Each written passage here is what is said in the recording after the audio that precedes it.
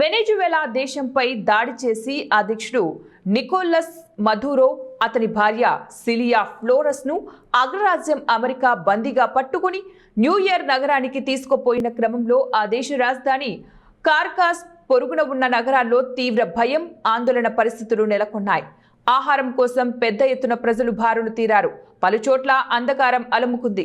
ప్రజా రవాణా వ్యవస్థ స్తంభించింది. ఏ క్షణంలో ఏం జరుగుతుందో అన్న భయంతో చాలా మంది ఇండ్లకే పరిమితమైపోయారు. చాలా సూపర్ మార్కెట్లు మూతపడ్డాయి. తెరిచి ఉంచిన చిన్న చిన్న దుకాణాల వద్ద 500-600 మంది బారులు తీరారు. ముఖ్యంగా ముందు జాగ్రత్తగా బ్రెడ్ దుకాణాల వద్ద జనం పెద్ద ఎత్తున చేరుకున్నారు. అలాగే మందుల షాపుల వద్ద కూడా ప్రజలు ఎక్కువగా కనిపించారు. ఔషధాలతో పాటు అక్కడ అమ్మే కెనైడ్ ఫుడ్ ను వారు కొనుగోలు చేయడం కనిపించింది. ప్రజలు తమ ఫోన్లు ఇతర ఎలక్ట్రానిక్ పరికరాల ఛార్జింగ్ కోసం ఎగబడ్డారు. కాగా అక్కడ స్వల్ప సంఖ్యలో ఉన్న భారతీయ కమ్యూనిటీ కోసం భారత ఎంబసీ ఒక వాట్సాప్ గ్రూప్ ను సృష్టించింది. దాని ద్వారా భారతీయులకు ఎప్పటికప్పుడు సూచనలు ఆదేశాలు అందజేస్తుంది.